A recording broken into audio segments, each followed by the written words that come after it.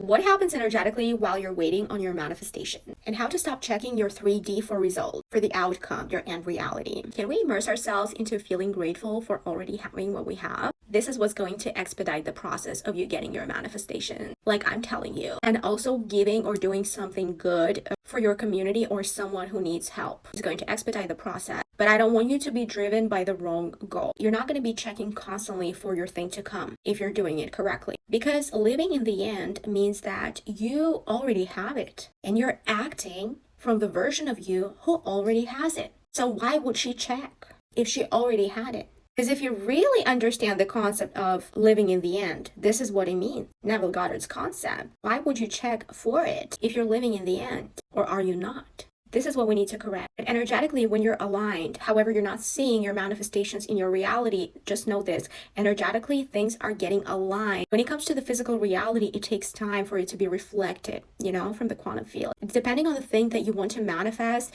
it not only involves your energy and your intention, it also involves other people's frequencies, okay? And then we'll also be dealing with other people's energies. When your manifestations involve other people or manifesting SP, there may be a confusion of two energies if one energy is not strong or consistent, if that makes sense. Your intention, the frequency that you emanate from, has to be stronger, okay, than the other person for your intention to win. But when it involves other people and many people, it may take longer, but it doesn't mean it's not happening for you.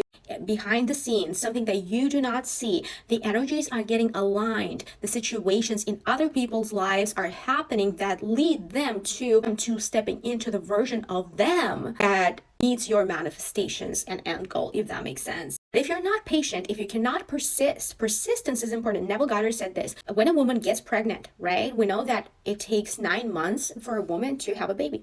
So when she gets pregnant, she doesn't question when the baby is going to come, right? She waits. She doesn't care. She's living in the end. She already knows she has a baby. She already knows that she's a mom. So she doesn't question the timeline. Another thing, time doesn't even exist. I bet you remember the old memory that has emotions attached to it. If you think of it now and get emotionally involved with it, mentally, emotionally, physically, spiritually, you will feel like you're reliving the past. One time I was reminded by some emotions connected to my family. Deaths. I couldn't even tell that it was 2024. Because for 30 minutes I was gone. I was there. You know what I mean? And I'm telling you guys, time does not exist. Persist. Everything is aligning behind the scenes. Especially when it comes to other people's energies, frequencies involved. If they are in your manifestation and goal, that means that we need to be even more stronger in our intention, emanate from that frequency and give more energetic space to another person so that the universe can do the work, lead them to make certain choices based on what's happening in their life or creating something in their life that would lead them to developing a version of them that you need from them, if that makes sense. We're talking of SP, right? If you don't like your SP's version of them, he's acting like a dick or you don't like that version, but once they were better, right? You're trying to manifest that version, the other version of them. You need to literally stop feeding into the lower version, and it will take time as well, realize this, for them to step into the version of them that you want to manifest, more loving, affectionate, and whatever. Everything is happening. Persist. Living in the end means that you have it now. You don't lack it. You don't need it. You're not operating from lack. You don't need validation approval from other people because you have your own goals. You validate yourself emotionally, practically, financially, mentally. They will be like a complement to you. They will never replace anything in your life. You are the queen. You are the queen of your life. You're deciding what's going to happen in your life. Confidently moving in life and making choices, being decisive. That's what's going to manifest you everything. You should never, ever let go of these qualities, ever. Even when you have your manifestations, you should always stick to the qualities of being confident, knowing how to make decisions, and staying on your decisions.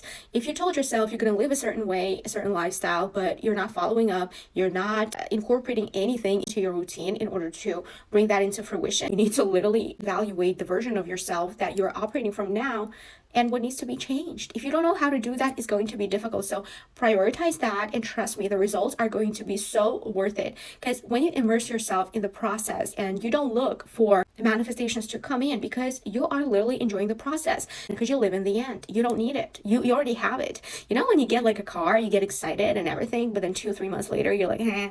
Or you get a phone, the same happens. Everything is in between in life. We only get big milestones here and there. They're not all entire life. It's probably like, if you count it, like 1 year. The rest is the process of change and being with ourselves. And the more conflicted you are within, the more you're going to be conflicted on the outside. You know, your world is a literal reflection of the inside. And if you don't have order within, then you're going to be confused without. And I've seen it happen in my life. Whenever I would blame other people and circumstances, things, and then I would like, okay, snap out of it. And what is going on? Let me reevaluate myself and what self-image I'm operating from.